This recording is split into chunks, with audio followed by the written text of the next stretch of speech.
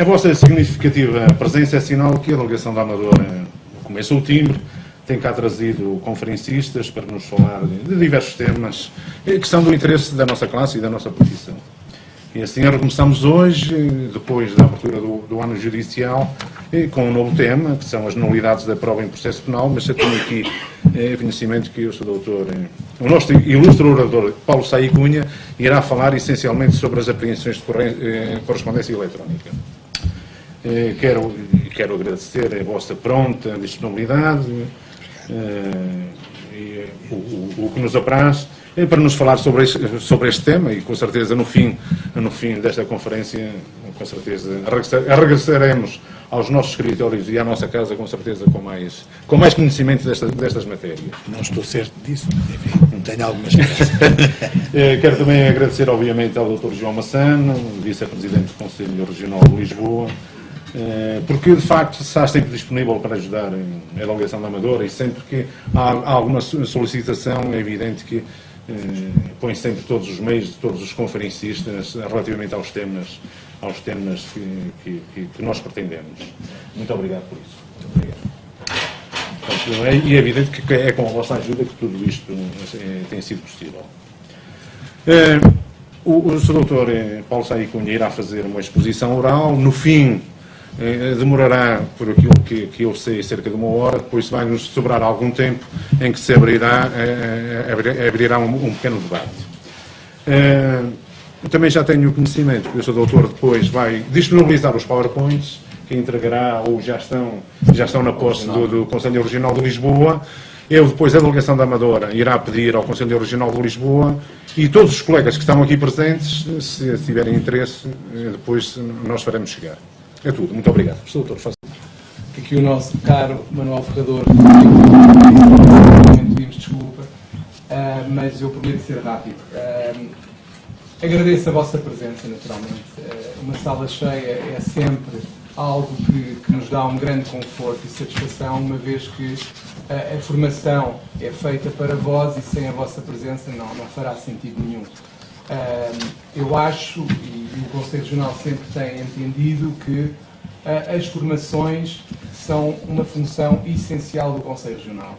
A formação constante é um objetivo que todo o advogado deve prosseguir, uma vez que sem formação, sem aperfeiçoamento, a nossa profissão não evoluirá. E é nesse sentido que nós procuramos sempre organizar as conferências que nos são solicitadas, quer pelas delegações, quer as que organizamos no Conselho Regional na sede.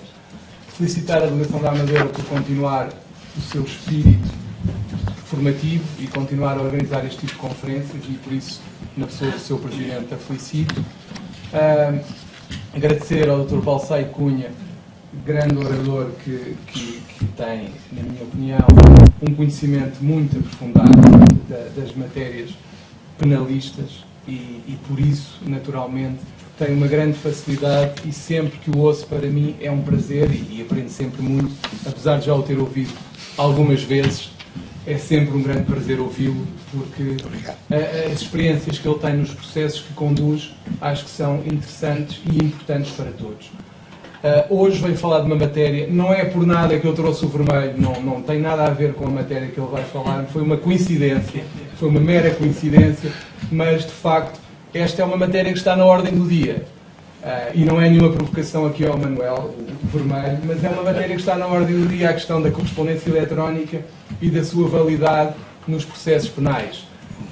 Por um motivo ou por outro, tem sido muito falada e neste momento temos os estudólogos que entendem imenso da matéria. Às vezes até o Dr. Paulo Saí Cunha se deve sentir mal com o que houve na televisão, mas toda a gente neste momento é especialista em processo penal. E sabem tudo o que se pode fazer com os e-mails e com outro tipo de prova, portanto, nós temos se calhar que aprender com eles, mas nós achamos que é melhor ouvir quem sabe, que é o Dr. Paulo Saí Cunha, do que ouvir os estudólogos, mas acho que é importante ouvirmos para sabermos inclusivamente o que é dito na televisão e sabermos separar o trigo do joio. Por último, ainda nesta matéria, e porque começou hoje a divulgação por mail exclusivo, chamo a vossa atenção para a conferência deste mês no Conselho Regional sobre a prova digital, no dia 29 de outubro, O local dependerá do número de inscritos. Sabem como tem sido o hábito até agora. Se o número de inscrições estiver perto dos 200, ficamos no Conselho Regional de Lisboa. Se for superior, iremos para outro espaço. A prova digital é a conferência da parte da tarde, em que teremos como oradores o Dr. Tiago Félix da Costa, o Dr. Pedro Verdelho e o Dr. Rogério Bravo, e terminamos com o professor Manuel David Maceno. Penso que será uma conferência muito interessante. Cada orador, só para ter uma ideia, falará entre 45 minutos a 1 hora, com um intervalo e com espaço para debate no final. Se quiserem isto, estão convidados naturalmente, será um gosto receber-vos no Conselho Regional no dia 29. Façam, por favor, as vossas inscrições para o Conselho Regional para nós podermos dimensionar a sala ao número de inscritos. E pronto, solicito por último as vossas sugestões para conferências, que fazem o favor de dirigir ou ao Regional ou à Delegação da Amadora, e nós tentaremos satisfazer esses vossos pedidos. E agora vamos falar de toupeiras, não é, Dr. Paulo? Vamos. Antes de entrar nas toupeiras, também tenho que fazer aqui umas brevíssimas advertências preliminares, também e a propósito das toupeiras. Mas antes queria agradecer o convite simpático da Delegação da Amadora para vir aqui, enfim, falar-vos de um tema que já tive a ocasião de tratar. Porventura alguns de vós terão estado nessa última conferência, que foi a 12 de julho, na Faculdade de Direito de Lisboa, sobre este mesmo tema. Aí não era o único orador, portanto era mais, enfim, seria menos entediante, porventura, porque sempre mudava a cara e o tom de voz, mas é com muito gosto que aqui estou e que vou hoje falar disto outra vez, procurando ser um bocadinho inovador relativamente ao que já disse da primeira vez. Agradeço também ao Conselho Regional o simpático convite, na pessoa do meu querido amigo João Massano, que cumprimento e a quem agradeço as simpáticas palavras. Como estamos num ambiente familiar, embora registado em vídeo, que é sempre um problema, porque nunca se pode dizer muito quando se sabe que está, enfim, que está a ser gravado. É qualquer coisa que nunca se apaga, ou virtualmente nunca se apagará. Mas estamos entre advogados e, portanto, estamos num ambiente familiar, e eu vou-vos pedir permissão para ser um bocadinho mais coloquial e menos académico a discutir estas coisas. São coisas que têm alguma densidade, mas que ganham muito se forem discutidas, até com referências a casos. Eu não gosto de não tratar dos assuntos sem falar dos casos. Normalmente são casos públicos ou que tiveram já alguma dimensão pública, portanto nós podemos falar sobre eles, e conto sempre com o consentimento presumido do meu querido vice-presidente do Conselho Regional para poder falar destas coisas. Bom, uma última nota sobre as toupeiras. Eu trago por acaso uma gravata verde, não tem nenhuma conotação, sou, enfim, alguns estranharão, mas deixa-me só dizer isto que vou dizer. Eu sou clubisticamente neutro, por muito que isso vos possa causar estranheza, não tenho nenhum clube, portanto não simpatizo com nenhum clube. Pese embora, a propósito da referência ao toupeira, vos tenha que fazer uma declaração de interesse. É que, de facto, a minha sociedade de advogados e eu próprio somos advogados do Sporting nesse caso, não é? Do outro lado, há uma equipa de peso, 3 grandes penalistas, bons amigos, não é, que o Benfica contratou. Não sei se por algum temor perante o caso, penso que não, é mais para o show-off, mas é interessante e queria fazer esta declaração de interesses. Portanto, quanto ao toupeira, até vou tentar não me pronunciar. Mas é assim, eu acho que nenhum dos 3 grandes agora se pode ficar a rir. Não, nenhum se pode ficar a rir. Nenhum se pode ficar a rir. Bom, este tema que vos proponho tratar é um tema que tem uma enorme atualidade e que tem aspectos de regime que não são muito conhecidos de todos nós, porque tem uma interferência da lei do cibercrime no Código de Processo Penal e, enfim, mais propriamente em matéria de prova em ambiente digital.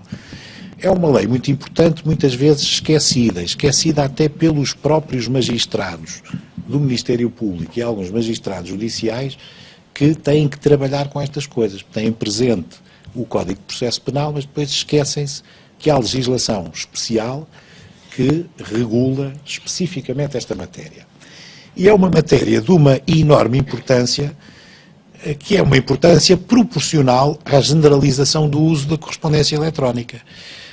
Se nós recuarmos no tempo, eu quando me lembro do início da minha advocacia, vou omitir a data do início da minha advocacia, foi algures no século passado, tinha-se introduzido nos escritórios o fax, ou a telecópia, que era uma coisa absolutamente estonteante, porque já prescindia da ida à secretaria para entregar a peça em papel, podia-se mandar um requerimento, uma peça por fax, etc.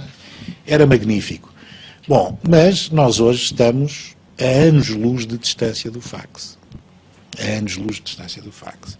E hoje, enfim, não é preciso discorrer muito para chamar a atenção para a importância da correspondência eletrónica. Nós hoje fazemos praticamente tudo na hora, em tempo real, muitas vezes até com dificuldade em refletir com profundidade aquilo que nos é solicitado a que respondamos. Eu, se recebo um e-mail, estávamos a comentar isto há pouco, recebo um e-mail às 11 da noite, se não responder às 11h15, e se o cliente for muito exigente, fica a estranhar, mas porque é que o advogado não me responde ao e-mail? E, portanto, hoje, grande parte do nosso trabalho passa pelo correio eletrónico, mas não passa só pelo correio eletrónico.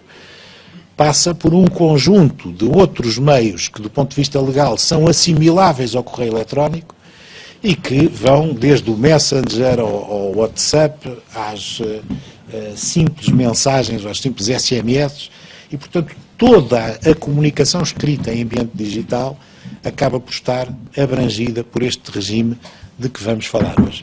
E, portanto, é matéria de extrema importância.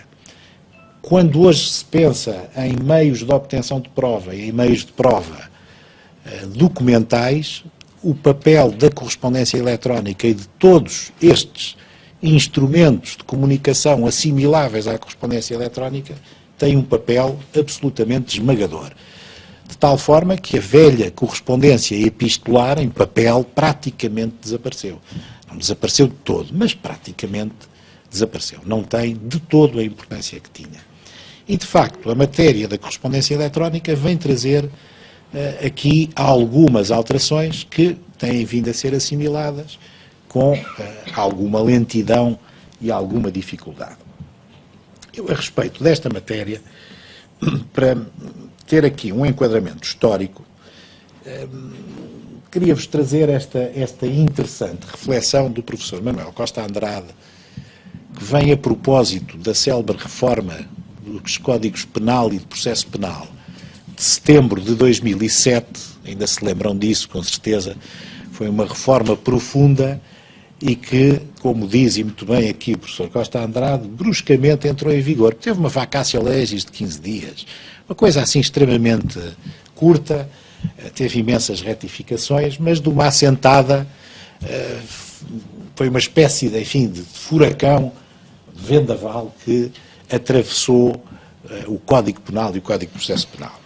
E precisamente nesta reforma do processo penal, em 2007, introduziu-se uma norma de capital importância que veio mexer com esta matéria, estes regimes, que é precisamente a que está no artigo 189, eu já lá vou voltar e analisar melhor, no 189 do Código de Processo Penal, o novo artigo 189, número 1 do Código de Processo Penal. E a respeito disto, observou, e bem, com a argúcia que lhe é reconhecida, o professor Costa Andrade, que, uma vez que se tinha estendido ao e-mail o regime das escutas telefónicas, isto viria, com certeza, a onerar, a dificultar a investigação criminal, porque, naturalmente, que o regime das escutas telefónicas é mais garantístico, é mais exigente do que aquele que é o regime geral das apreensões de documentos, em geral. E, portanto, já aqui, a propósito da reforma de 2007, o professor Costa Andrade pressentia que íamos ter uma alteração que era uma alteração de monta, uma alteração significativa. Há aqui uma parte do texto que eu omiti, mas interessa sobretudo atentar na segunda parte do texto, que é onde o professor Costa Andrade refere, depois de pôr várias hipóteses de interpretar restritivamente o sentido do tal novo artigo 189, número 1, professor Costa Andrade veio a concluir que, bom, é verdade que isto vai dificultar a investigação criminal, podíamos interpretar desta maneira, podíamos interpretar daquela, tudo interpretações restritivas, e depois conclui, bem, naturalmente, que, na verdade, se nós estamos a interpretar restritivamente uma garantia do processo penal, o que no fundo estamos a fazer é a restringir direitos fundamentais. E essas restrições são inadmissíveis em processo penal. E, portanto, conclui, depois de pressentir e identificar o problema, conclui, como veem aqui, que não é possível fazer o que ele designa aqui de uma redução teleológica in malum partem, portanto, em prejuízo do arguido, porque constitucionalmente esta não é uma solução admissível, e não é efetivamente. Portanto, o problema começa a ganhar contornos e forma em 2007 com a reforma do Código de Processo Penal. Numa breve nota, como é que se passavam as coisas em matéria de correspondência eletrónica antes da reforma de 2007? Bom, havia uma distinção que era decalcada da distinção entre a correspondência em papel, que entendia que relativamente às interseções de correio eletrónico o regime que devia ser o aplicável era o regime das interseções telefónicas, das escutas telefónicas, se quiserem, mas isto é ao chamado trânsito da comunicação, portanto à interseção da comunicação atual, e depois relativamente ao correio eletrónico armazenado, havia, e jurisprudencialmente esta distinção era muito trabalhada e muito acentuada, havia, mais uma vez, um decalque daquilo que era o que se considerava acertado para a correspondência em papel. E aí distinguia-se relativamente ao correio eletrónico armazenado, portanto, aquele que já estava alojado nos computadores pessoais ou nos servidores e acessível através dos computadores e dos postos de trabalho de cada um, distinguia-se entre o correio eletrónico aberto e o correio eletrónico fechado. O correio eletrónico aberto era tratado como um documento. Exatamente da mesma forma que uma missiva, depois de sair do sobrescrito e de estar a repousar na secretária de alguém, é um documento e, portanto, o regime das buscas e das apreensões da correspondência aberta é o regime geral da apreensão dos documentos, sem nenhuma tutela específica mais qualificada, como seja a tutela da correspondência. Mas se o e-mail aparecesse como fechado, então aí sim já se lhe aplicaria a regra da apreensão da correspondência, que nessa altura era a do artigo 189. Portanto, seria o 188 para o primeiro caso, 179 para o segundo caso. E até à reforma de 2007 viveu-se assim, sem grande discussão. Eu não vou... É uma discussão velha esta de saber se faz sentido ou não faz a distinção entre correspondência aberta e correspondência fechada. Vamos, a benefício depois de debate, se quiserem falar sobre isso, tenho todo o gosto em desenvolver alguns pontos de vista sobre isso, mas eu diria que a propósito da correspondência tradicional em papel, esta distinção era uma distinção que não levantaria especial reserva. Se bem que mesmo assim fosse em si mesma uma distinção especiosa. Porque se eu tivesse, por exemplo, em minha casa, uma carta escrita por um amigo meu, dentro do subscrito, ainda por abrir, haveria correspondência submetida ao regime garantístico da apreensão de correspondência. Tem várias coisas, reserva de juiz, o juiz é o primeiro a tomar conhecimento do conteúdo da correspondência, etc. Se por acaso eu já tivesse aberto a carta e a tivesse aberta na minha secretária, já não era assim. E se por acaso a busca fosse feita em casa do meu amigo, que me mandou a carta, e que ele tivesse uma cópia da própria missiva, claro que fora do subscrito, era uma cópia do que ele me tinha mandado e que podia estar fechado na minha secretária, se a apreensão fosse feita em casa do meu amigo que me mandou a carta, bom, ali haveria um mero documento. E nós estamos a falar sempre da mesma coisa. O documento em si é sempre o mesmo. estar no envelope fechado não lhe acrescenta muito. Se estiver em cópia em casa dos pedidores, já não é correspondência. Estando no envelope fechado em cima da minha secretária, já era correspondência. Isto, enfim, faz com que esta distinção não deixe de ser especiosa. Mas para isso nós temos que recuar no tempo e perceber a razão histórica deste regime. É porque aquilo que estava em causa quando o direito, que é um direito de primeira geração, o direito fundamental de sigilo da correspondência, foi consagrado no constitucionalismo liberal, de facto, o meio privilegiado de comunicação era a correspondência em papel. E aí o que importava, de facto, é que não houvesse apreensões através dos serviços de correios, nas estações postais, etc., não houvesse apreensões que não fossem garantidas de forma apertada, inclusivamente através do tal princípio da reserva de juiz. Mas, enfim, o mundo mudou, naturalmente, desde os primórdios do constitucionalismo liberal e, enfim, aquilo que é o ponto de chegada e que já era no século passado, leva-nos para um universo completamente diferente. A distinção portanto, entre correspondência aberta e correspondência fechada não deixa de ser especiosa, mas eu percebo que ela não levantasse grandes problemas, precisamente atendendo a esta razão de índole histórica e que, de facto, visava garantir o tráfego da correspondência e não propriamente o conteúdo da mensagem transmitida através da correspondência. Não sei, estou-me a fazer entender, isto aqui não levanta dúvidas. Bom, transpusemos isso até 2007, sem grande complicação, para o correio eletrónico. Mas depois há alterações significativas. Eu estou a segui-las do ponto de vista cronológico, porque com a reforma de 2007, precisamente através da alteração que é introduzida a este artigo 189, número 1, o que a lei vem dizer é que as mensagens de correio eletrónico e as novas formas de transmissão de dados, portanto, aqui cabia tudo, cabem os SMS, cabem os messengers, os WhatsApps, as formas de transmissão análogas ao correio eletrónico, essas passavam a estar submetidas ao regime das escutas, mesmo, esta aqui é a parte importante, mesmo que se encontrem gravadas em suporte digital. E, portanto, a partir da reforma de 2007 e desta alteração introduzida no artigo 189.1, que ainda hoje se mantém em vigor, tal qual como foi redigido em 2007, esta alteração vem, de facto, criar um problema porque aquela distinção anterior que se fazia relativamente à mensagem em trânsito e à mensagem armazenada, ainda que quanto à armazenada se distinguisse o correio aberto do correio por abrir, a partir da entrada em vigor da reforma de 2007, deixou de poder ser assim, porque a lei não distingue.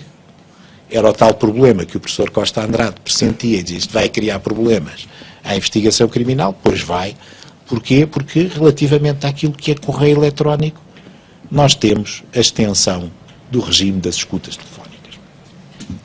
Quer o correio esteja em trânsito, quer esteja gravado em suporte digital. E aqui, quando se diz gravado, não se abre distinção quanto ao aberto e quanto ao fechado.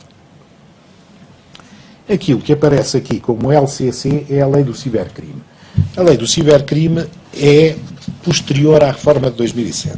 A lei do cibercrime ainda é, essencialmente, com alterações, a lei 109 de 2009, também de 15 de setembro. Já vamos avançar, eu só tenho aqui neste slide, precisamente para se perceber o regime que essencialmente está traçado na lei do cibercrime. No artigo 17º, remete-se em matéria de apreensão de correspondência para o artigo 179 do Código de Processo Penal. E no que respeita propriamente à interseção das comunicações, atenção que são realidades diferentes. Portanto, a apreensão supõe diligências de pesquisa em ambiente digital, de seleção de dados e de subsequente apreensão desses mesmos dados.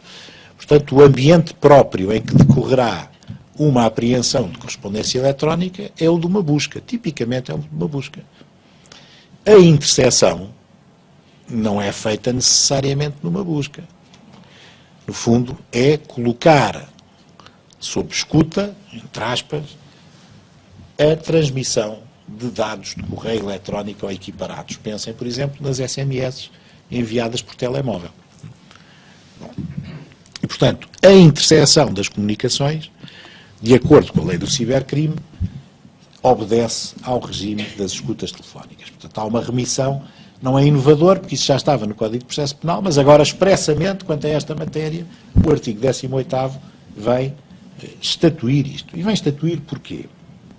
Porque, de facto, e é este o ponto, onde há alguns esquecimentos, às vezes até por parte dos senhores magistrados que trabalham com estas coisas, é que em matéria de prova em suporte eletrónico, portanto, tudo isto de que temos estado a falar, o regime essencial não se contém só no Código de Processo Penal, contém-se no Código de Processo Penal e na lei do cibercrime.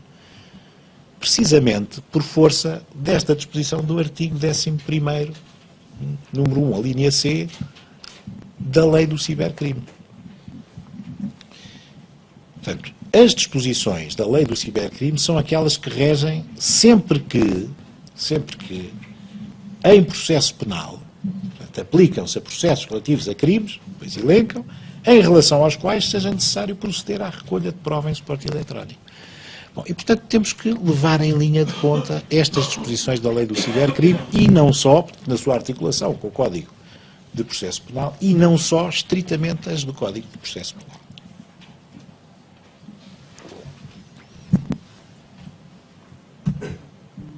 E não estou a falar muito depressa. Ir controlando o tempo. A lei do cibercrime é daquelas leis que têm umas enormes definições, enfim, define praticamente tudo e mais alguma coisa. Eu não vou amassar-vos com as definições. Aquilo que é interessante reter na lei do cibercrime são estes 3 artigos, que são aqueles que se prendem com as buscas, a pesquisa e a apreensão de dados informáticos. O artigo 15 define aquilo que são as operações de pesquisa de dados informáticos. Enfim, aquilo que interessa reter aqui, para o efeito que interessa reter, é como é evidente que uma pesquisa em ambiente informático há de obedecer a determinados critérios. Tem que ser efetuada de acordo com determinados critérios de pesquisa. Por exemplo, é frequente o recurso a palavras-chave, a descritores, que, no fundo, dentro da grande massa de informação que está armazenada em suporte digital, vão orientar a pesquisa para o tema que interessa selecionar. Mas também se pode pesquisar com outros critérios. Por exemplo, pode-se fazer uma pesquisa numa caixa de correio de uma pessoa determinada. E é toda a caixa de correio que é vasculhada. Então, portanto, há N critérios de pesquisa eletrónica, só que o que a lei do cibercrime faz e distingue do ponto de vista lógico é a operação de pesquisa das operações subsequentes, que são as operações de apreensão de dados informáticos e a apreensão de correio eletrónico, a que dedica uma norma específica. Bom, porquê? Isto também vos pode parecer um pouco estranho, mas não é. Quer dizer, quando se faz uma pesquisa a um suporte digital, nós encontramos as matérias mais variadas. Podemos encontrar documentos de trabalho, documentos do Word, por exemplo, documentos de processador de texto. Podemos encontrar fotografias, podemos encontrar aplicações de PowerPoint, podemos encontrar dados de programas de gestão de contabilidade, etc. Tudo isso cabe na definição de dados informáticos do artigo 16 da lei do cibercrime. E, portanto, quando depois se distingue no artigo 17º correio eletrónico e registro de comunicações de natureza semelhante, naturalmente que há aqui uma relação de género e de espécie. O correio eletrónico e os registros semelhantes também são dados informáticos, mas são uma parcela restrita dos dados informáticos. Muitas vezes o Ministério Público argumenta, quando quer escapar aqui à malha mais fina do artigo 17, bem, enfim, a pesquisa e a apreensão não é exatamente a mesma coisa que o tomar conhecimento em primeiro lugar. Primeiro é preciso pesquisar e depois é preciso apreender e então depois vai para o juiz e o juiz toma conhecimento pela primeira vez. Vamos ver que não é só isso que a lei exige. A lei exige antes mais do que isso. Mas muitas vezes há essa ideia de que, bom, e também não estamos só a pesquisar correspondência eletrónica. Estamos a pesquisar dados informáticos. Bom, dados informáticos é mais amplo, é muitíssimo mais amplo do que correio eletrónico. E a lei do cibercrime distingue claramente os 3 passos. Distingue e submete-os a regimes que são regimes diferentes. O artigo 17º, que é aquele que interessa ao tema que eu vos trago aqui hoje, diz claramente isto. Quando no decurso de uma pesquisa informática ou outro acesso legítimo a um sistema informático forem encontrados, armazenados nesse sistema informático, ou noutro a que seja permitido o acesso legítimo a partir do primeiro, mensagens de correio eletrónico ou registros de comunicação de natureza semelhante, o juiz pode autorizar ou ordenar por despacho a apreensão daqueles que se afigurem ser de grande interesse para a descoberta da verdade ou para a prova, aplicando-se correspondentemente o regime da apreensão de correspondência previsto no Código de Processo Penal. Ou seja, uma coisa é a apreensão de documentos em ficheiro informático, outra coisa é a apreensão de correspondência eletrónica ou de realidades análogas, registros de comunicações de natureza semelhante ao correio eletrónico. Bom, e isto torna claro que, no decurso de uma busca, ou de uma pesquisa, para ser mais preciso, um computador pessoal, o Ministério Público pode apreender ficheiros de trabalho de texto, mas não pode, sem mais, já vamos ver o que é o mais que falta, não pode sem mais apreender correio eletrónico. Bom, e se por acaso o documento, vamos imaginar que é um documento em Word, que é recebido na caixa de correio, portanto não é produzido pelo computador que está a ser alvo da pesquisa, é um documento em Word, que está como anexo a um correio eletrónico, não podemos diferenciar o documento anexo ao correio eletrónico do próprio correio eletrónico. E, portanto, pela circunstância desse documento ser um anexo de um correio eletrónico e só estar como anexo a esse correio eletrónico, confere a esse documento a proteção da correspondência. Certo? Portanto, é outra distinção especiosa que muitas vezes é feita pelos senhores procuradores. O correio não é só a mensagem, é a mensagem e o que se contém como anexo à mensagem. Daí que o acesso a um correio com anexos está sujeito às regras do artigo 17º. São regras mais exigentes do que o acesso aos documentos eletrónicos produzidos, por exemplo, em formato Word no computador.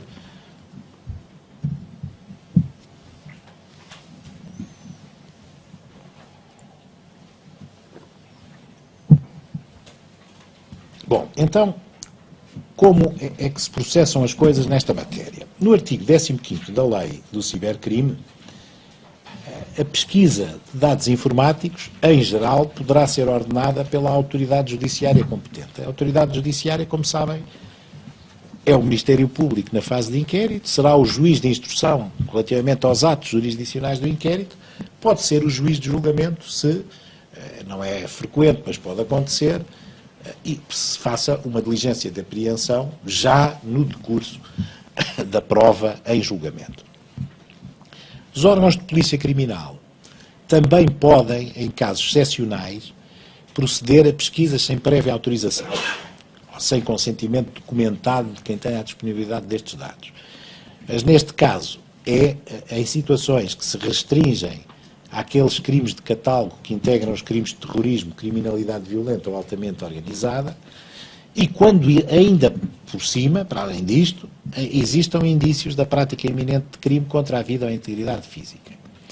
Nestes casos, quando a apreensão é determinada por OPC, nestas circunstâncias, tem que haver uma imediata comunicação à autoridade judiciária competente para validação. E há lugar à elaboração de um relatório, que é um relatório previsto no artigo 253 do Código Penal, do Processo Penal.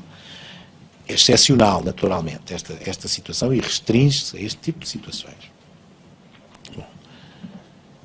Quando é autorizada ou ordenada pela autoridade judiciária competente, mais uma vez o juiz, o Ministério Público, o JIC, o Ministério Público ou o juiz, a apreensão pode recair sobre dados ou documentos informáticos que tenham relevo para a prova. Até um critério de ponderação quanto à decisão de apreender, que é estritamente o da relevância para a prova. Na correspondência não é assim. Relativamente à situação excepcional em que o OPC pode proceder à apreensão, terá que haver esta validação no prazo máximo de 72 horas pela autoridade judiciária competente. E outra restrição importante que consta da Lei de Cibercrime, artigo 16, números 5 e 6, é a que respeita à observância das regras de sigilo. Portanto, se a apreensão recair sobre matéria que está coberta de um determinado sigilo de advogado, por exemplo, portanto, o nosso segredo profissional, o sigilo médico, os jornalistas, o sigilo bancário, ou o próprio segredo de Estado, portanto, nesses casos, há a observância das regras de segredo e há uma reserva estrita de juiz relativamente a essas apreensões. Critério decisório da apreensão. Bom, a apreensão pode ser efetuada por várias formas, que a própria lei do cibercrime descreve. Bom, a apreensão pode ser feita através da apreensão do suporte ou da apreensão do suporte de armazenamento de dados. Isto é a situação que naturalmente é a mais gravosa para o visado, porque o vai privar do próprio suporte. Nos primórdios destas grandes operações do crime económico, por exemplo, no crime, na chamada Operação Furacão, que começou ali em meados de 2003, ou talvez antes até, 2002, a prática do Ministério Público era apreender o próprio suporte. Houve muita gente que ainda hoje tem os computadores e os servidores nas caves do TCIAP apreendidos, alguns deles ainda não foram sequer trabalhados ou seja, pesquisados, mas, portanto, a regra era a apreensão do suporte. E evoluiu-se um bocadinho, a forma que é mais utilizada agora é a de se efetuar a cópia autónoma. A cópia autónoma é o que se chama um espelho. O espelho é aquilo que vai buscar ao disco tudo o que está no disco, inclusivamente aquilo que foi apagado, ou que se julga ter sido apagado. Portanto, se quiserem, é uma réplica fiel de tudo o que é legível no disco. Já agora isto é quase um conselho criminal e não um conselho de criminalista. A única maneira segura de eliminar dados em suporte digital é inutilizar o suporte. Portanto, enquanto não se inutiliza o suporte, enquanto não se torna não legível o suporte, tudo o que lá esteve pode ser chamado à superfície. Há hoje software, enfim, há vários, aliás, não há só um, há vários softwares que permitem reconstituir documentos apagados, saber quando é que se apagou, quando é que foi acedido, quando é que foi elaborado, etc. Portanto, tudo aquilo que está em ambiente digital fica, não se apaga. A única forma, de facto, de impedir o acesso a estes dados é dar cabo do suporte. Se ele não for lido, tudo o que lá está perdido. Bom. E esta cópia em duplicado, hoje é uma cópia absolutamente fiel. Portanto, quando se faz o espelho de um disco rígido, o que passa para o espelho é tudo o que está no disco. Bom. Depois há outras formas menos frequentes, que é a preservação da integridade dos dados sem cópia ou remoção dos mesmos. Isto normalmente é uma medida, no fundo, de conservação de prova, porque há uma espécie de bloqueio de acesso a esses dados e muitas vezes a lei também prevê, esta é uma forma menos frequente, que é a eliminação não reversível ou bloqueio do acesso a esses mesmos dados. É outra forma de os congelar, chamemos-lhe assim, de os deixar preservados. Bom, a lei do cibercrime, naturalmente, que também consagra uma norma especificamente destinada a cautelar aqueles dados informáticos que sejam dados que estão na esfera da reserva da intimidade da vida privada das pessoas. Diria que estão naquela esfera dos designados direitos pessoalíssimos de cada um.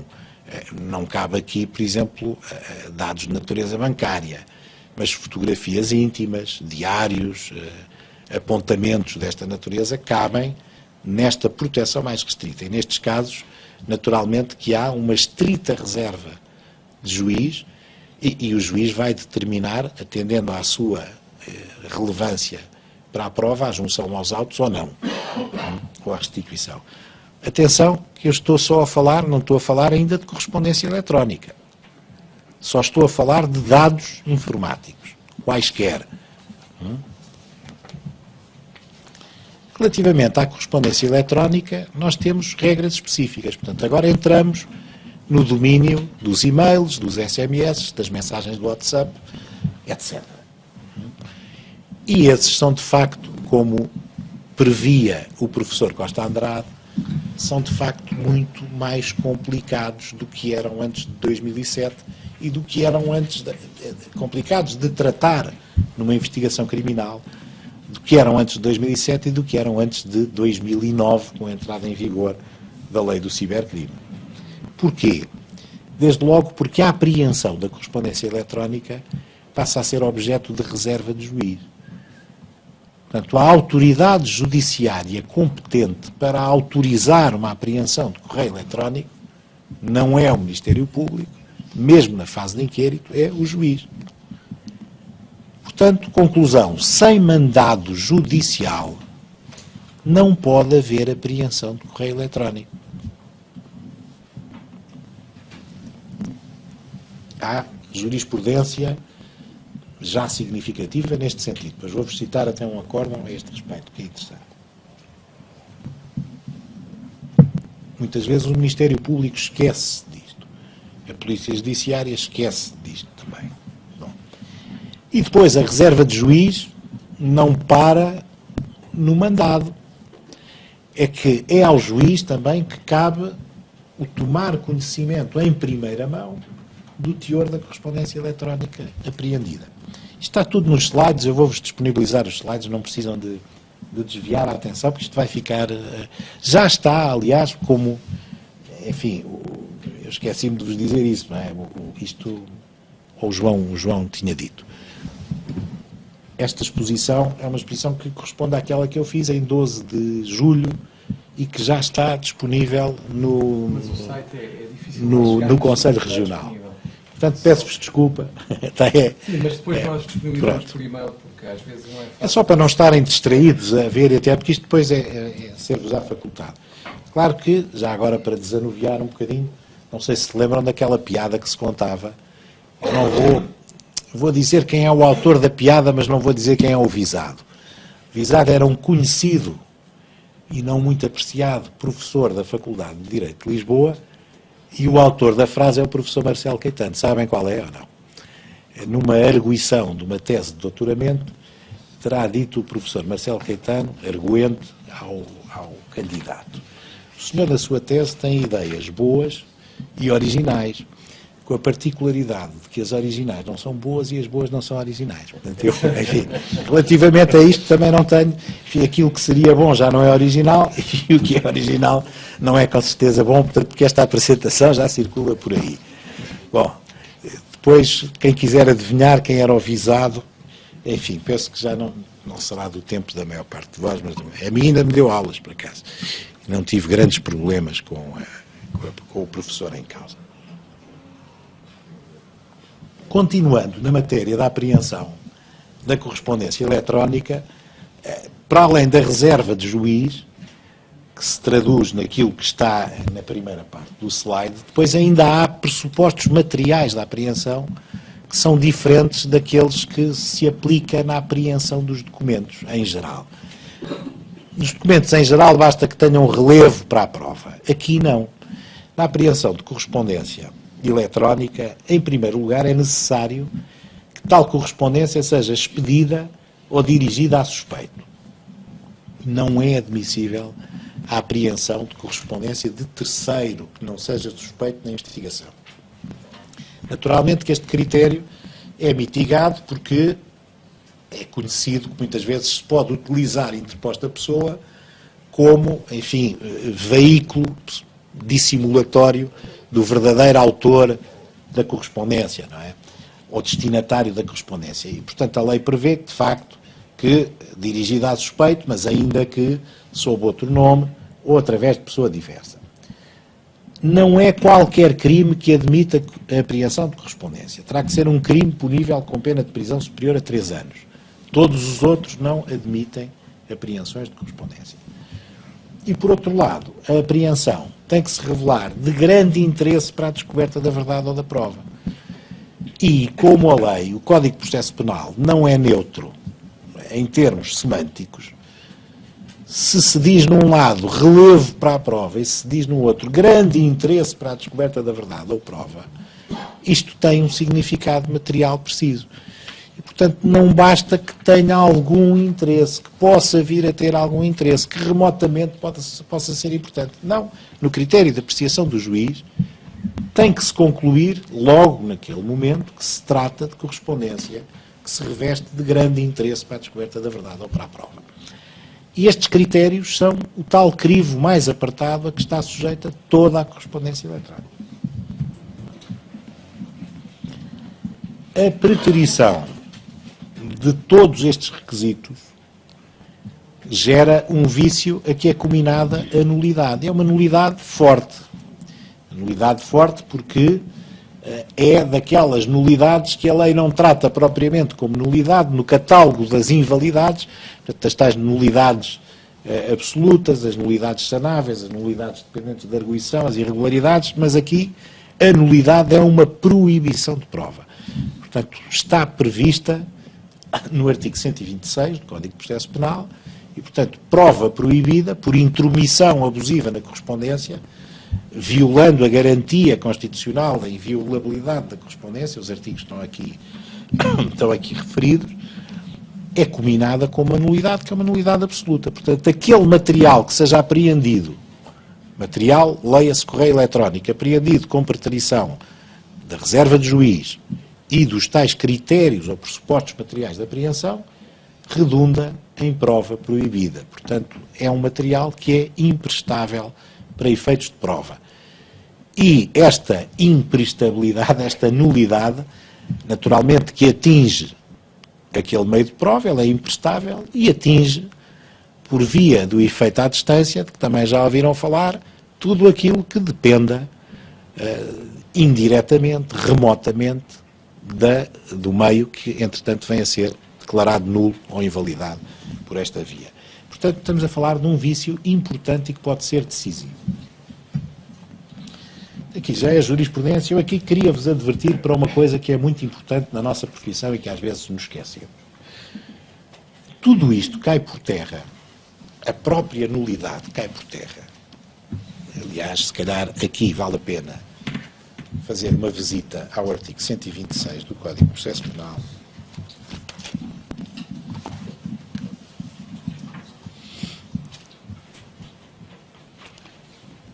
Porquê é que pode cair por terra? E muitas vezes cai por causa disto. Diz o número 3 do artigo 126 que, ressalvados os casos previstos na lei, são igualmente nulas, não podendo ser utilizadas, as provas obtidas mediante intromissão na vida privada, no domicílio, na correspondência ou nas telecomunicações, sem o consentimento do respectivo titular. Sem o consentimento do respectivo titular. E muitas vezes os visados pelas buscas, enfim, desentra pela casa dentro. Casa ou empresa, ou quer que seja. Exemplo, no Estádio da Luz. Para dar aqui um exemplo caro ao Dr. João Massano. Entram 50 agentes, inspectores da Polícia Judiciária, mais não sei quantos magistrados do Ministério Público, Por acaso ali acho que havia juiz.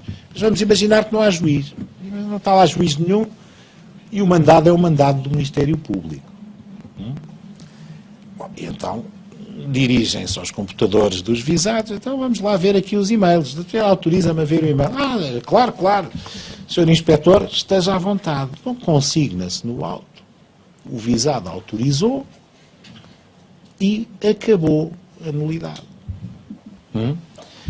Acabou por via do 126, número 3, porque obviamente são direitos disponíveis. E, portanto, se desculpem, estamos só a falar entre advogados, não é? Não há aqui nenhum submarino.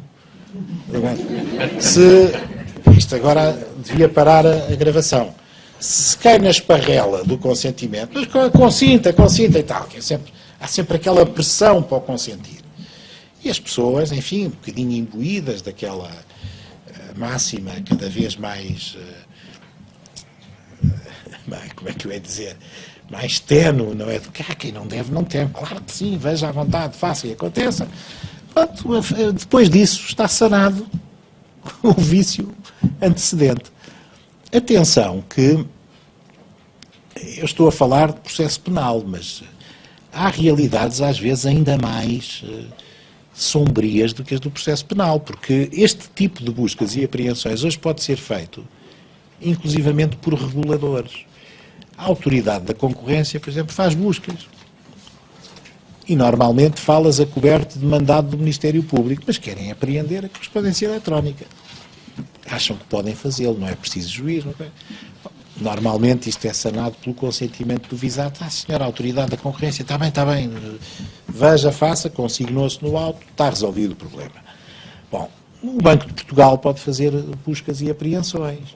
A CMVM pode fazer buscas e apreensões. Portanto, hoje no domínio, não só criminal, mas também de determinadas contraordenações, as designadas grandes contraordenações, há entidades, enfim, reguladores, que não são, obviamente, autoridades judiciárias, ainda que agindo a coberto de mandados da autoridade judiciária, em regra do Ministério Público, que podem fazer apreensões em ambiente digital, inclusivamente correio eletrónico.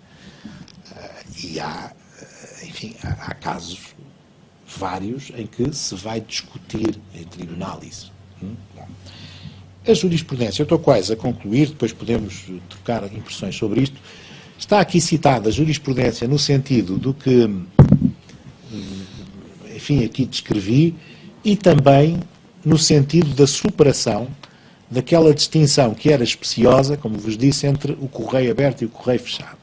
Só que aqui, nesta matéria da correspondência eletrónica, há razões de monta que fazem com que a distinção não possa ter o significado e as consequências que se pretendia atribuir-lhe a propósito da correspondência em papel.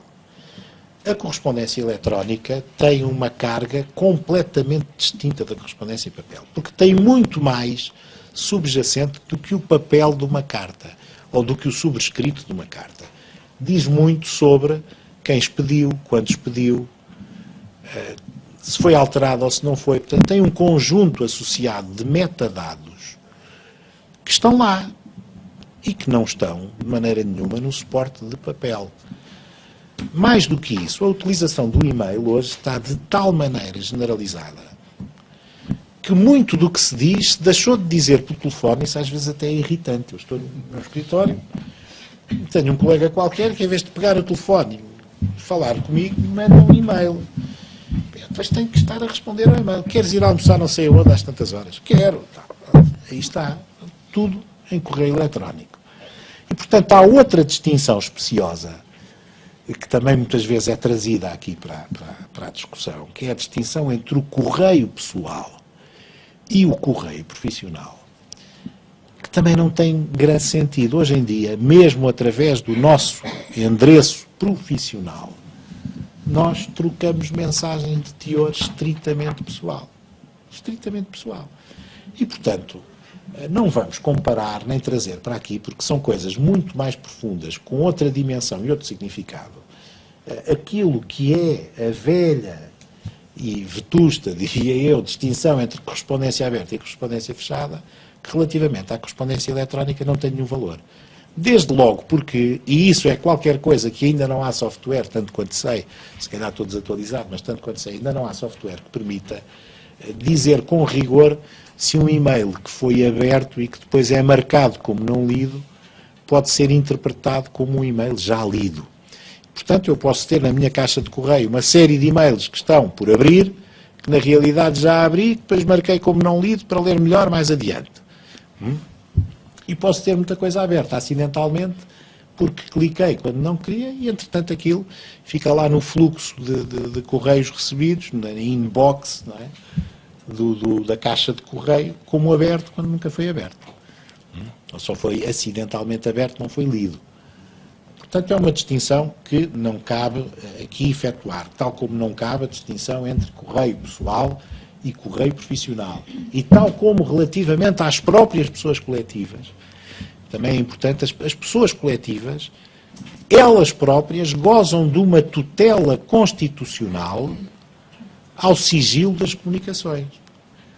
Há, enfim, a melhor doutrina dos constitucionalistas, salvo erro, Canutilho e Vital Moreira, dizem isso e dizem sem margem para dúvidas, que naqueles direitos que não são incompatíveis com a personalidade coletiva se conta o direito à inviolabilidade das comunicações. E, portanto, isto é importante, naturalmente, se o alvo da busca for uma pessoa coletiva e não uma pessoa singular. Não se esqueçam que hoje também já se generalizou a responsabilidade penal das pessoas coletivas. E, portanto, muitas vezes, os visados são pessoas coletivas. Aliás, mais uma vez, voltando ao Toupeira, parece que o Vieira não é arguido, é arguido o Benfica, não é? Pronto, pessoa coletiva. Bom, e portanto... Também não sabia nada. Não sabia, não. Era só o outro, o Gonçalves. Gonçalves é que, coitado, fez tudo sozinho. Isso eu não sei, não posso pronunciar sobre isso. Pelo menos a fazer fé na acusação. É o que se lê, é o que se lê. Isso é acusação deduzida. Sim. Deve ser. Mas, portanto, esta matéria é uma matéria naturalmente que mexe com uma realidade que é completamente distinta. E depois, não se pode esquecer que, de facto, aquilo que se prende com o ambiente digital é, por um lado, virtualmente indestrutível. As comunicações eletrónicas estão sempre em algum lado. Isso é outro conselho que eu diria que quando é preciso transmitir alguma coisa importante, se calhar é melhor ir em papel outra vez. E se calhar é melhor ir de viva voz.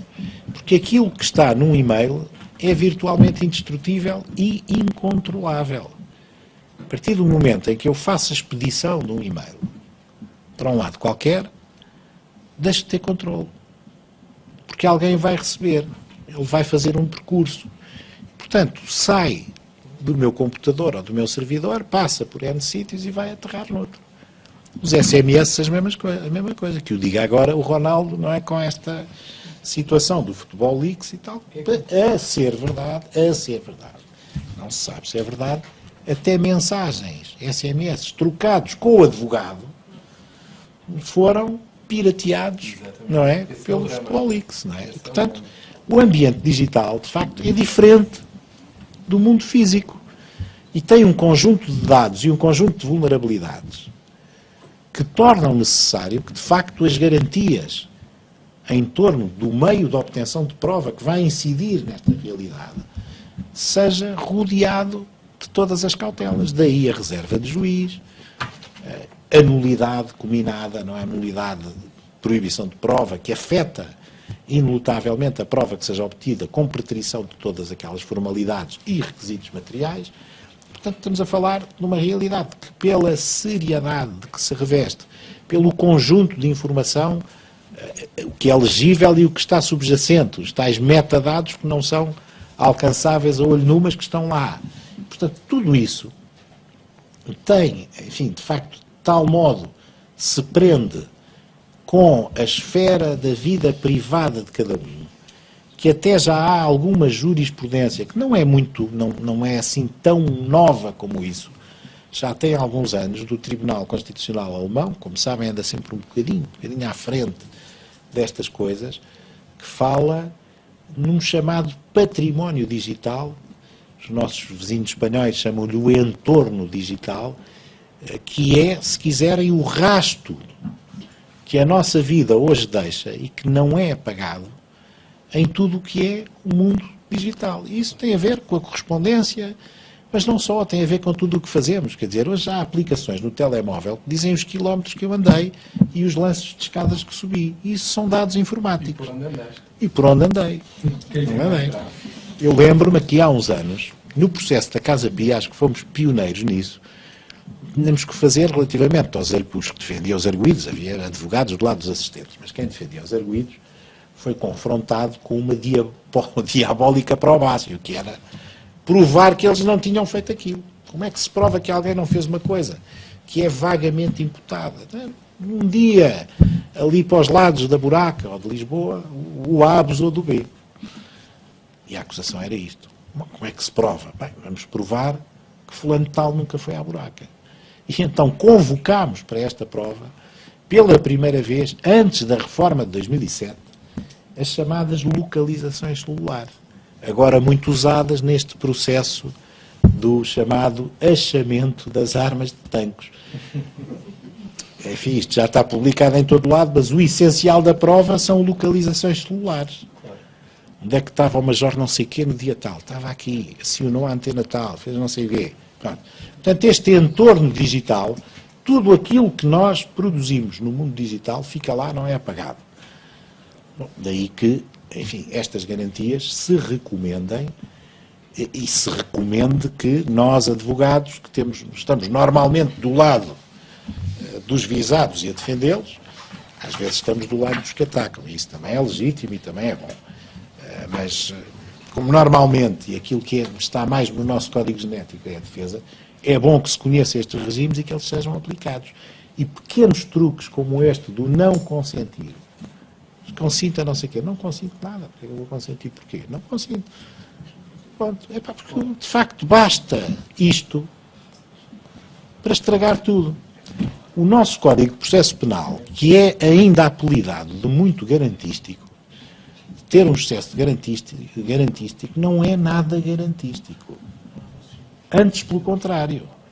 Porque, reparem, pensem, por exemplo, naquilo que são irregularidades no processo, e praticamente tudo é irregularidade. Qualquer preterição de formalidade legal que não caiba naquelas tabelas apertadas das nulidades é uma mera irregularidade. A irregularidade sana-se quando? 3 dias depois de nós tomarmos contacto com o processo. Portanto, num processo como a Operação Marquês, a Operação Marquês, enfim, não é feliz porque o segredo de justiça caiu antes, houve acesso aos autos antes, mas imaginem um mega processo em que há a notificação do despacho de acusação. Ao longo de todos aqueles volumes do processo, do processado principal e dos apesos, podem estar milhentas irregularidades. E essas irregularidades sanam-se 3 dias depois do acesso aos autos. Vá lá, com jeitinho, 3 mais os 3 dias úteis de multa. Não é nada. E isto é que é um processo penal muito garantístico. Não é? Muito garantístico. Está-se mesmo a ver. É ultra garantístico. Se pensarem na recorribilidade das decisões, aquilo que se fez do artigo 400 do Código de Processo Penal é restringir. Hoje os conselheiros das secções criminais não têm nada que fazer, porque aquilo, como morre tudo nas relações, não é? Ainda por cima com uma coisa que é de uma inconstitucionalidade crassa e em que ninguém repara. É que o Tribunal pode manipular a recorribilidade do acórdão. Basta baixar a pena concreta abaixo daquele limite dos 8 anos, não é? Tem 10, vamos baixar 6 anos e meio. Acabou. Já não é recorrível para o Supremo. Mas ainda há piores. Agora já entramos na conversa amena e familiar. Sabem o que é que está a fazer escola e a vingar nas contraordenações? Muito a reboque desse mundo fascinante e novo da lei da concorrência e do direito europeu da concorrência. É outra inconstitucionalidade crassa, mas o Tribunal Constitucional enfim, não quer ver. Que é isto.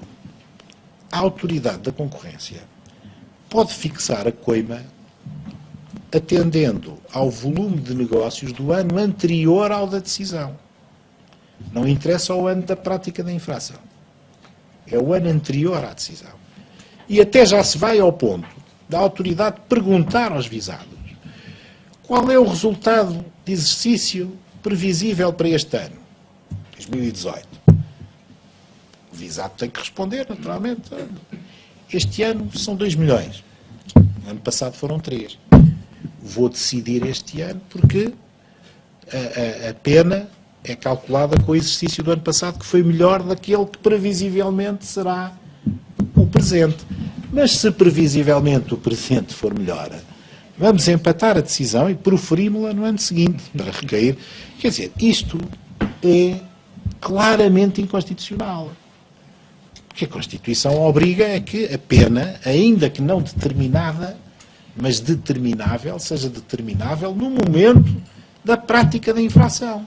Portanto, uma infração que é praticada em 2015, a sanção que lhe é cominada tem que ser determinável em 2015, não é cá em 2017, ou 2018, ou em 2019, consoante seja mais conveniente ou não a quem aplica a decisão. Mas é assim, é isto que está a fazer escola.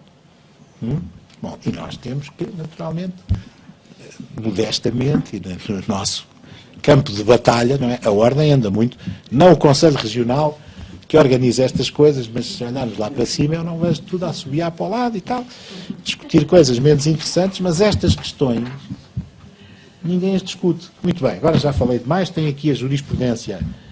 Falta um acórdão que eu não referi, mas que é, se quiserem, o acórdão pretexto de toda esta exposição, porque foi isto que me chamou a atenção para esta temática e me levou a aprofundá-la, que é um acórdão interessante, que foi tirado num processo também muito ainda em curso e com detalhes rocambolescos, que é aquele processo da EDP, dos CAIs e dos CMECs. É aquele processo onde, de repente, aparece o ex-ministro Manuel Pinho, caído de Nova Iorque ou da China, não sei onde é que ele lá estava, dos 2 sítios.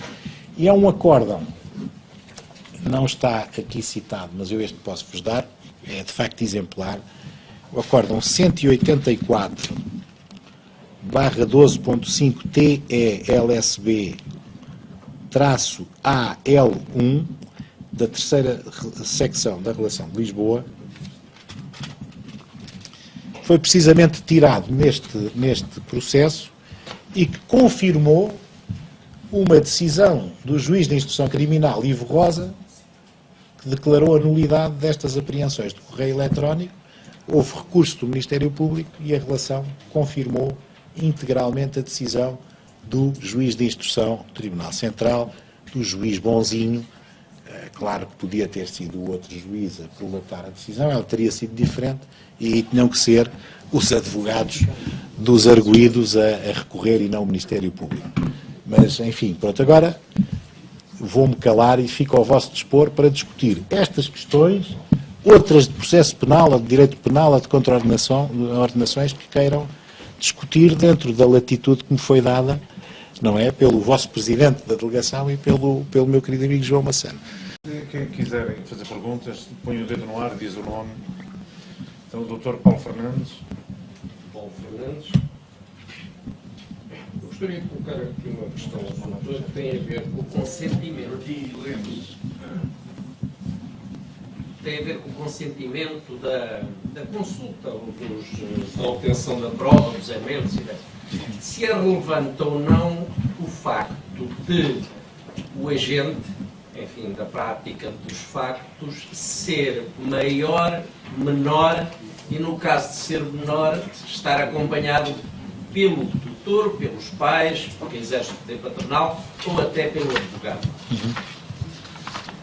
Bom, é um problema interessante porque é um problema que se pode enunciar em termos gerais.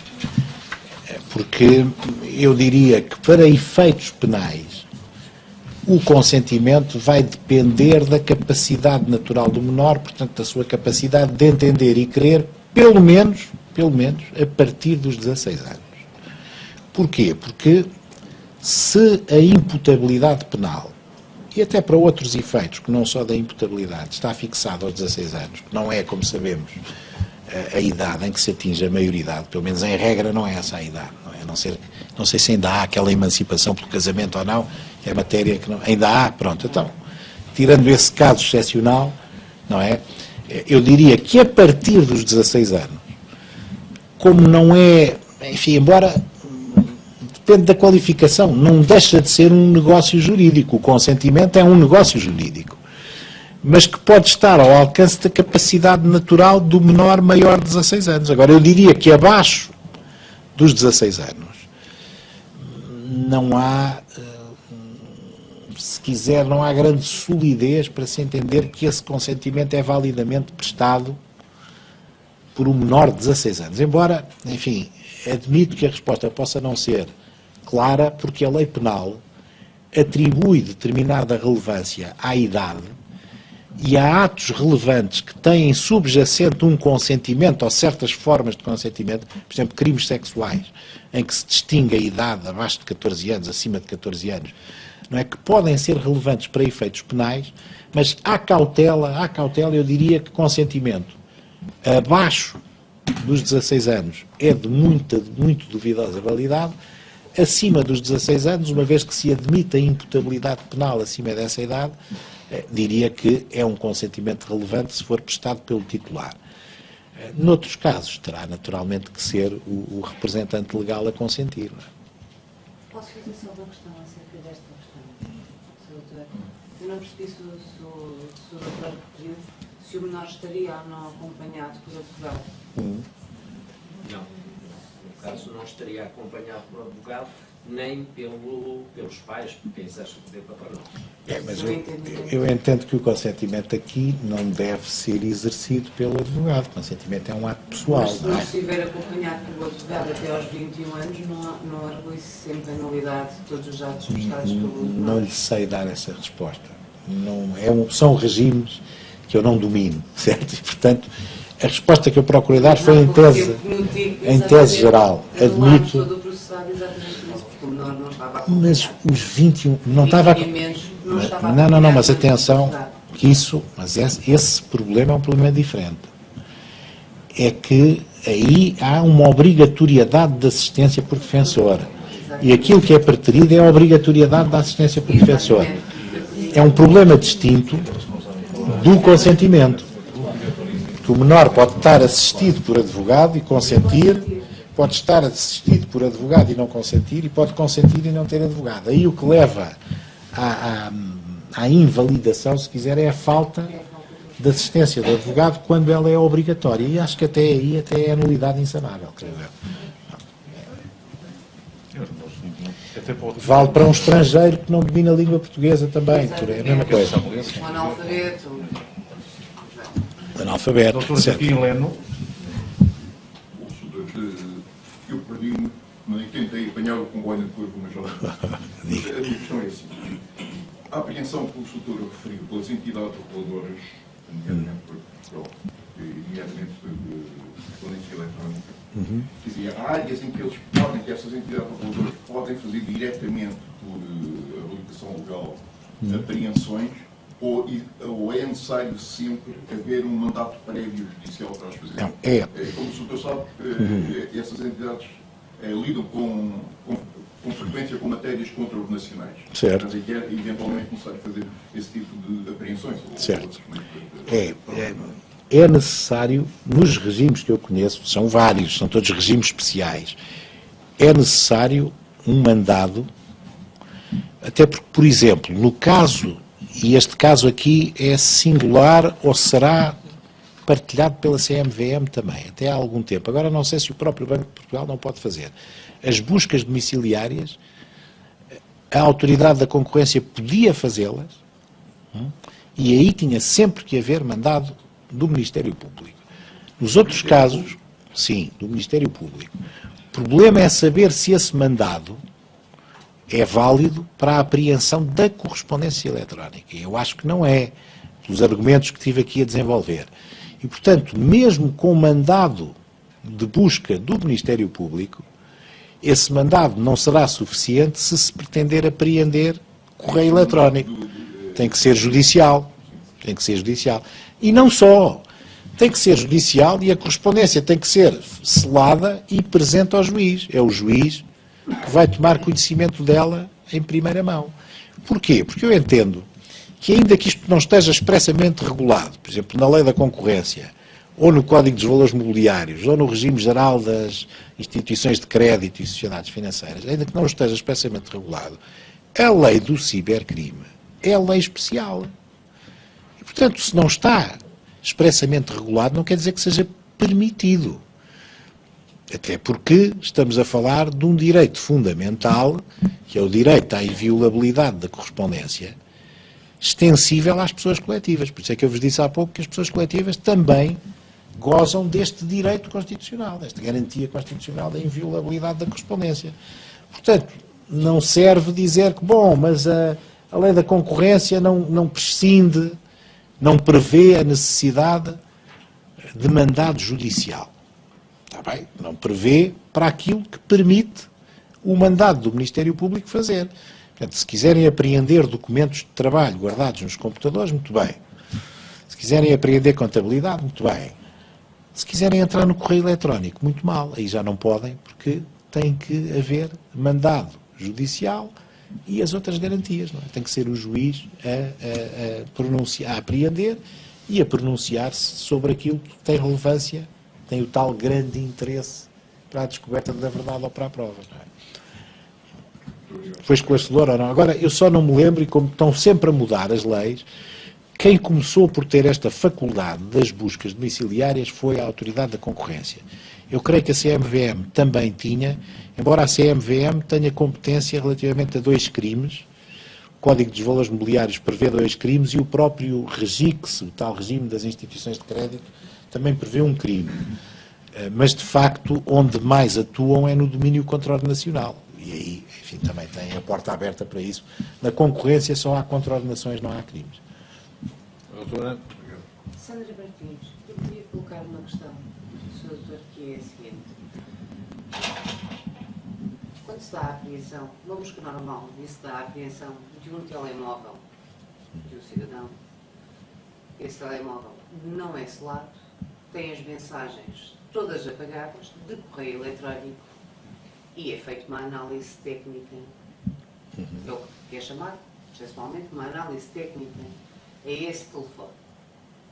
Essas mensagens, depois, são trazidas ao processo e que não foram validadas automaticamente pelo juiz, que não foi feito um espelho do aparelho, que não teve um acesso imediato, que não houve a reserva de juiz, são nulas e padecem da nulidade insanável da violação de correspondência, ou não? Do meu ponto de vista, sim, é por aplicação direta desta lei. Direta, sem margem nenhuma para dúvidas. Quer dizer, o que é que pode acontecer? O OPC pode, em circunstâncias excepcionais, apreender o equipamento. Depois sujeito a uma validação. Mas uma coisa é apreender o equipamento. E a validação da apreensão do equipamento. A validação da apreensão do equipamento. Mas depois, se entrar na análise do conteúdo dos dados informáticos que estão no equipamento, entramos, não porque entramos no domínio daquela primeira operação de pesquisa de dados informáticos. Só se fizesse um espelho, mas também... Pode fazer um espelho ou pode fazer no próprio equipamento. Mas Pode. a reserva de juiz é sempre preterida, digo eu. Depende, porque lá está, vamos ver. Se for uma pesquisa às fotografias que estão no telemóvel, mensagens de eletrónico, SMS ou e-mails são correspondência eletrónica. O WhatsApp é correspondência eletrónica. Cai aqui. Muito obrigada. Certo? Eu não tenho dúvidas disso. Quer dizer, e esta jurisprudência vai muito nesse sentido.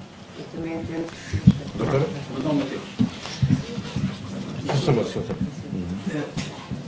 Eu agora percebo porque é que o Manuel Sobrinho diz que o otimista é um pessimista mal informado. Porque foi dito depois esta legislação da proteção de dados é aquilo que sabemos. Relativamente a esses registros no sistema eletrónico, tive um julgamento recentemente, quando digo recentemente, foi em 2014. No processo civil. E no processo de crime, o agente da GNR, que era um dos representantes do Núcleo de Investigação Criminal, elaborou um relatório fotográfico com os pormenores da reconstrução do acidente. Quando foi à data do julgamento, o relatório desapareceu. O próprio agente invocou que também desapareceram nos registros do sistema informático do Núcleo de Investigação Criminal. Quando mais tarde se faz o julgamento no âmbito do processo civil, esse relatório é defendido pelo mesmo agente, constava no relatório, só que o relatório desapareceu no âmbito do processo civil. Portanto, o que significa que, afinal, os registros dos computadores das GNR não são fiáveis. Contrariamente, Pode acontecer. é a minha dúvida. Em primeiro lugar, pode não ter desaparecido coisa nenhuma. Não, o relatório desapareceu. Certo. E o relatório junto ao processo, uma pensa, e quando foi ao julgamento, o relatório estava.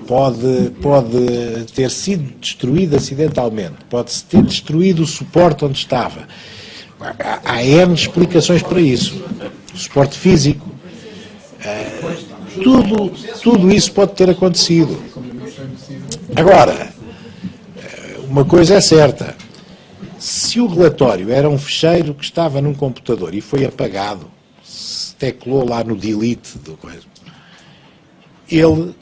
esse relatório, tal como toda a informação apagada que está naquele suporte, com a aplicação de softwares de pesquisa de informação, pode ser trazida à superfície outra vez. Eu não percebo nada disso, tecnicamente não, estou longe de perceber. O que me explicaram uma vez, os especialistas vão estar na sessão do dia 29.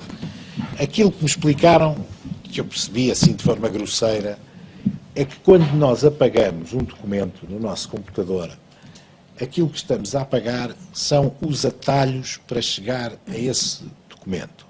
Ou seja, é aquilo que permite, dentro do ambiente operativo do computador, eu saber o que é que quero ir lá buscar e trazer à leitura, se quiser, ou utilizar. Quando apagamos, estamos a apagar os caminhos, mas não apagamos exatamente a camada de informação que lá está. Portanto, ela, mesmo que seja apagado dos apagados, é claro que estando apagado dos apagados, não se consegue trazer de novo para a vida, mas com o software próprio consegue-se lá buscar. O assistente, inclusive, fez queixa-crime e dirigiu a queixa-crime no Ministério Público. O tal relatório desapareceu, mas acho que poucos meses depois, e poucos, aí uns 10 ou 18, não sei, não tenho mais mas os bons vezes é notificado que o processo foi arquivado. Isto é para ver em que medida é que nós, por exemplo, quando aqui foi dito, tem que haver uma autorização ou uma ordem do juiz. Quando o Ministério Público lavra um despacho, deve querer que se oficie ou que se execute determinado documento. O juiz limita-se, compra-se o requerido. E estamos a falar de coisas diferentes já. Estamos a falar da mesma coisa. O Ministério Público descreve detalhadamente o que quer. E o juiz limita-se a dizer, cumpra-se. Esse ainda é outro problema, é de saber o que é que tem que estar no mandado. Qual é o detalhe do mandado, não é? Eu admito que possa não ser a melhor técnica possível, mas se eu tiver uma promoção do Ministério Público dirigida ao juiz de instrução, com um detalhe mínimo, pode ser, vamos fazer pesquisas de dados informáticos em todos os computadores da empresa tal. E aí até pode e deve especificar pesquisa de dados informáticos, incluindo correio eletrónico. Submete a promoção ao juiz e o juiz dá um mandado acolhendo na íntegra a promoção, isso, enfim, poderá não ser a melhor técnica, mas do ponto de vista formal nós temos um mandado judicial que dá cobertura àquele ato. Mas depois vem a fase seguinte. É que depois, isto é para a pesquisa. No fim da pesquisa pode não se encontrar nada e não se apreender nada. Ou pode-se encontrar coisas que não são correio eletrónico. Há muita informação, vamos lá ver, por isso é que eu vos disse que o correio eletrónico é uma pequena parte do que se chamam dados informáticos. É uma pequena parte que tem um estatuto, digamos assim, jurídico específico. Só está em causa a apreensão que tem que ser feita por juiz e aberta em primeira mão por juiz se estiver em causa correspondência eletrónica. Nesse caso, sim. Mas repare, na sequência do mandado de busca, de uma pesquisa, então o Ministério Público pode apreender só documentos de trabalho, só fotografias, só arquivos contabilísticos, arquivos de inventário, etc. Apreende isso tudo sem necessidade do ato de apreensão ser um ato judicial. Porque são dados informáticos, mas não são correspondência eletrónica. Se o Ministério Público quer apreender telemóveis com SMS, caixas de correio eletrónico, etc., aí a coisa muda de feição, passamos a estar perante a correspondência eletrónica e aí sim há necessariamente intervenção do juiz. O que é que pode acontecer? Podem fazer isto tudo e as maiores tropelias. Há um processo, não vos posso falar, tem segredo de justiça, mas é um processo que até teve uma certa fase inicial, aqui há um ano e tal, teve uma certa projeção, em que de facto houve apreensões efetuadas por uma equipa da Inspeção-Geral do Ambiente, ou da IGAMAOT, lá como é que ele se chama agora, que nem sequer era integrada por juristas. Aí foi tudo, correios eletrónicos, tudo e mais alguma coisa. Bom, e houve as arguições todas de nulidade no ato e de recurso, disto, aquilo, daquilo outro. E foi tudo indeferido. Portanto, aquela prova está lá toda. Indeferido e negado de provimento, bem, tal. Mas não deixa de ser nulo. Atenção. Portanto, quem sabe, se de hoje para amanhã, se aquilo é utilizado numa acusação, numa coisa qualquer, nós não vamos invocar outra vez a nulidade de tudo o que lá está, não é? Porque, de facto, o vício fica e fica latente e pode inquinar a prova toda. Ou pode inquinar prova que é prova determinante para a acusação, não é? Portanto, é uma questão de se ver. A questão que me preocupa mais é que o juiz, ao ordenar e autorizar o cumprimento do que é descrito pelo Ministério Público, está a dar uma ordem e uma autorização abstrata e infinita. Não, mas não pode ser. E nunca mais tem controle sobre isso. Mas mas não é assim. Na judiciária ou noutro núcleo de investigação mais preparado, entre aspas, certo, sem preparação nenhuma, e a cadeia... Não, mas para, em primeiro lugar, há aí vários vícios. Primeiro, tem a ver com o conteúdo do mandado de busca. O mandado de busca tem que ter características minimamente precisas para se perceber o que é o objeto da busca. Não é um cheque em branco. Depois, que a lei recomenda, embora recomenda não, impõe, mas a prática muitas vezes não é essa, é de que a busca seja presidida pelo magistrado. Raramente é. Pronto. Mas tudo isso pode ser invocado a seu tempo, não é? Portanto, os atropelos que forem sendo cometidos depois têm o seu reflexo. Depois, muitas vezes, aí é que, enfim... Por isso é que faziam pela ordem os futuros, porque já não sim. Tem que ter maior especialização nesta área. Não, e tem, mas isso muitas vezes... É o que estamos a fazer. Muitas vezes... Dia 29 continua. Repare, Mas a questão isso gera... é que muitos magistrados judiciais percebem tanto ou menos. Isso é o SES que não lhes dá a mesma formação que a Ordem dá. Mas repare, aquilo que eu acho grave, e acho grave que nós advogados também não tenhamos uma atitude, enfim, mais militante, se quiser, na defesa da cidadania e dos direitos fundamentais, é que este exemplo que eu vos dei, da EDP, é uma coisa que ao nível da opinião pública e da cobertura mediática que é dada, é apresentada como está ali um juiz de instrução que só está a criar obstáculos ao Ministério Público.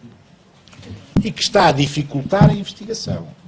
E o outro juiz é que era bom, se fosse com o outro não era assim, ia tudo e não sei o quê.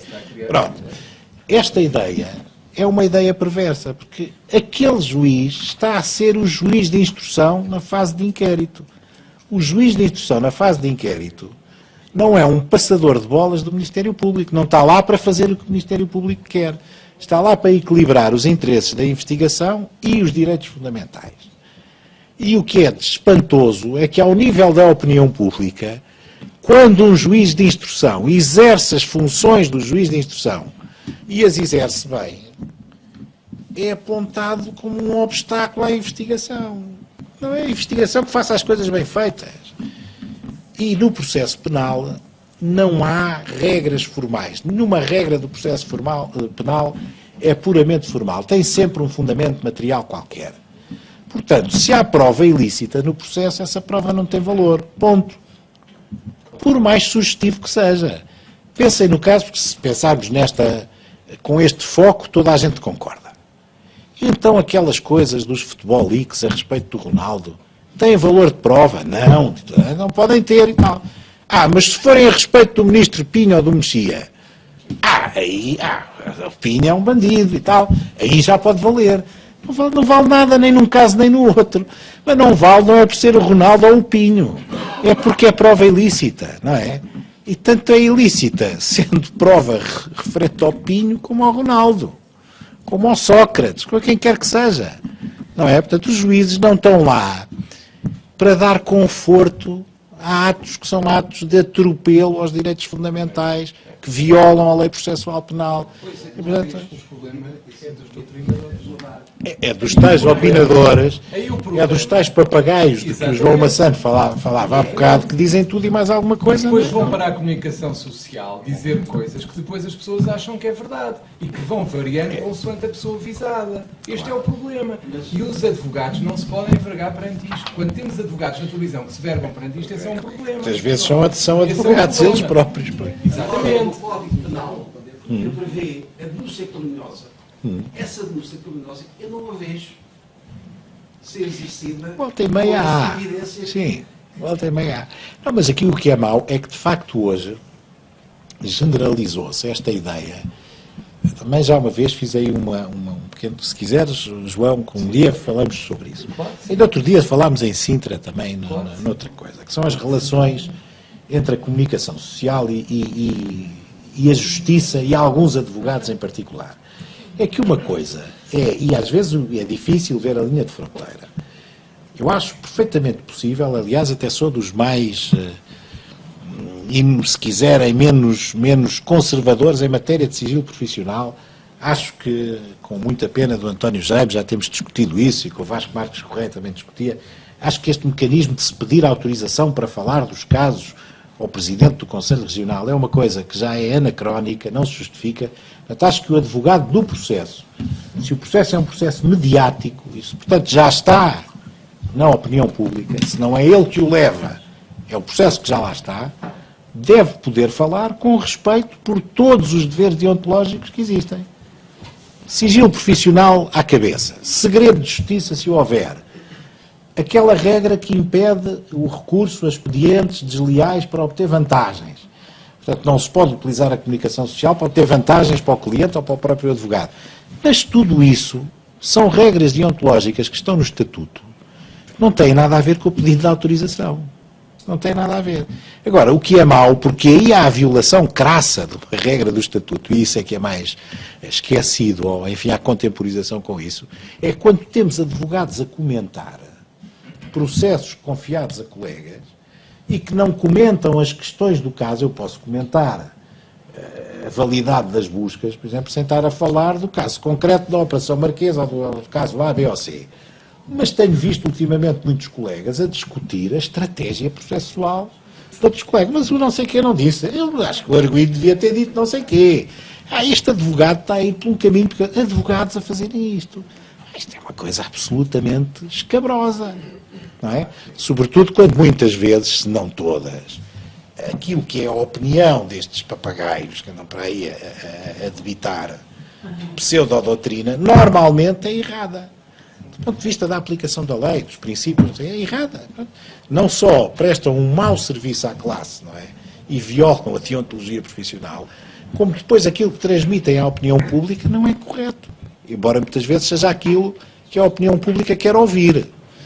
E aí soa sempre bem, não é? Percebe-se? Enfim, mas é o que temos.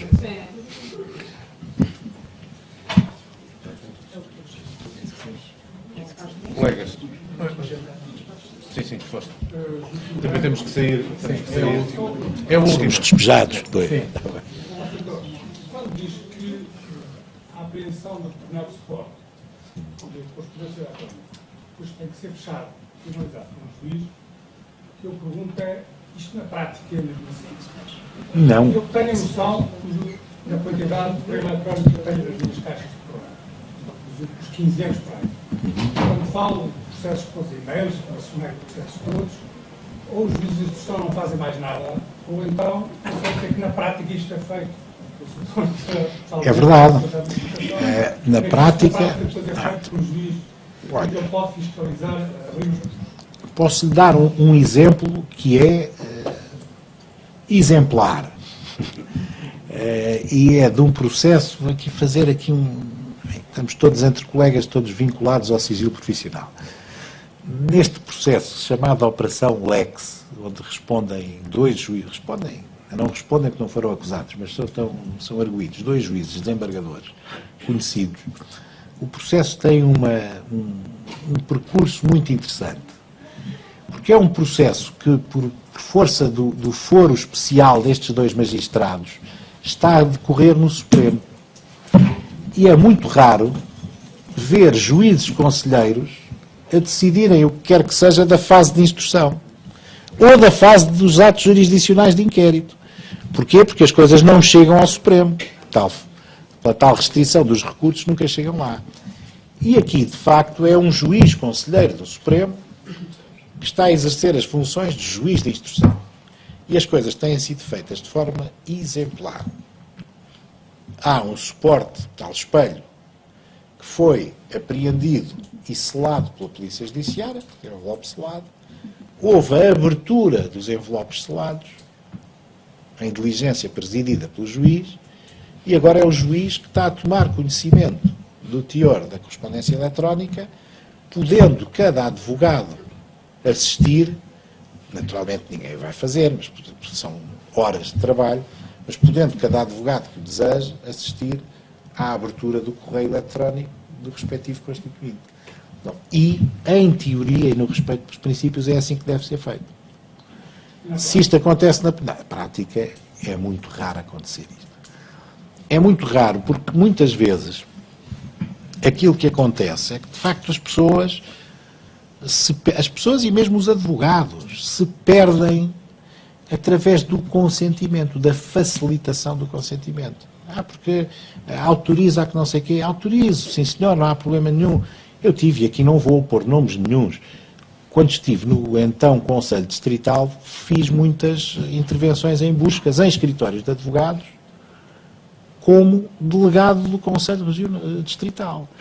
E era de pasmar, ver muitos colegas, alvo de diligências de busca, que se prestavam a prestar declarações aos polícias, ao magistrado, se fosse preciso. Eu esclareço já, eu digo já. Então, e o segredo profissional? Muitas vezes não era só o interesse deles que estava em causa, era o interesse dos clientes que lá estavam, não é? Portanto, não falar assim, não pediam dispensa de sigilo, não invocavam sigilo profissional. Portanto, há muita coisa que uma certa ligeireza muito própria dos portugueses, não é? Abranda-se a exigência. Agora, esse exemplo deste processo do Supremo, de facto, para mim, é um bom exemplo de que as coisas têm sido feitas como a lei manda. Não é nada de mais, é cumprir o que está na lei. Lá está. Independentemente de ser o A, o B ou o C, se cumprir o que está na lei, não há vícios. O correio eletrónico é nulo se não observar as garantias da reserva de juiz, logo aí, não é? Mandado judicial, apreensão por decisão judicial e primeiro conhecimento do juiz. O juiz é que tem que decidir. Depois de abrir o correio, o juiz é que vai decidir de acordo com estes critérios apertados. Grande interesse para a descoberta da verdade, ou para a prova. Não é um interessezinho qualquer. Já se sabe que se for o Ministério Público a decidir, interessa tudo. Aquilo, muitas vezes, os próprios magistrados, isto agora podia parar a gravação, os próprios magistrados se enredam no lixo que levam para casa, quer dizer, como apreendem tudo. Depois ficam ali todos contentes, tenho aqui uma pilha de informação. Agora preciso de um perito para isto. Onde é que está o perito? Não está. Agora preciso de não sei o quê. Também não há. Pronto, e depois queixam-se, não é? Os inquéritos não andam. Isto perde-se muito tempo, porque o Ministério Público não tem meios, não sabe é gerir os meios que tem. Sabendo gerir os meios que tem, selecionaria o material de prova que interessa, não é a pesca de arrasto, levar tudo e mais alguma coisa que depois ninguém olha para aquilo, não é? Porquê é que a Operação Furacão levou mais de 10 anos até chegar ao fim? E porquê é que chegou ao fim como chegou? Sabem quem é que foi julgado na Operação Furacão? Sabem ou não? Não foi ninguém. Porque houve suspensões provisórias até ao fim, até na fase de instrução foi tudo resolvido com suspensão provisória do processo. Portanto, a Operação Furacão não deu julgamento. Mas deu muita informação. Sabem quem foi a equipa de magistrados que esteve na origem da Operação Furacão? O Dr. Rosário Teixeira e o Dr. Carlos Alexandre. Com todo o respeito, pessoas estimáveis com quem tenho a melhor relação pessoal e profissional. Só estou a constatar um facto, o facto é este, não é? Depois, se quiser, vou-lhe dar outra. Operação Monte Branco, lembram-se disso? Ainda existe. Ainda existe em inquérito. Em inquérito. Querem outro exemplo de boas garantias do processo penal português? Uma pessoa é constituída arguida. Tenho clientes nesta situação há anos. Há uma busca, constitui-se arguido o visado. Muito bem. Então agora quando é que eu sou interrogado? Para saber quais são as suspeitas que sobre mim recaem e que me fazem ser arguido. Isso mais tarde nós depois chamamos para o interrogarmos. E as pessoas são arguidos 1 ano, 2 anos, 3 anos. Eu tenho arguidos na Monte Branco que são arguidos desde 2012, ou o que é. Ainda não foram interrogados. Mas a lei não prevê que o estatuto de arguido caduque ao fim de algum tempo. Claro que aquilo que lá está é que se alguém é constituído arguido deverá ser interrogado como tal no mais curto prazo razoável possível, não é? Até para saber porque é que é arguido. Não se é arguido por capricho do Ministério Público. Olha, agora vou constituir ali um arguido. Hoje o ser arguido tem danos à reputação das pessoas e danos se quiserem, à apreciação da idoneidade das pessoas para determinados cargos, que é devastador. Uma pessoa que é administrador de um banco ou que é diretor de um banco e que é arguido pode não ser aprovado pelo Banco de Portugal para o exercício do cargo onde está. Portanto, quando se é arguido, enfim, a título vitalício, às vezes sem saber porquê, não há interrogatório, não se sabe porquê. Adivinha-se, porque no mandado de busca dizia isto. Está bem, mas isto não chega, não é? Pronto, se calhar estamos a alongar muito. Terminar esse. Tive muito gosto, está bom? Até breve. Aqui o Dr. João Massano está-me a pedir para eu informar que o Dr. Paulo Sá e Cunha vai ser orador no dia... Moderador. No dia 29. Está bem. Muito obrigado. Todo o gosto em Lisboa, também.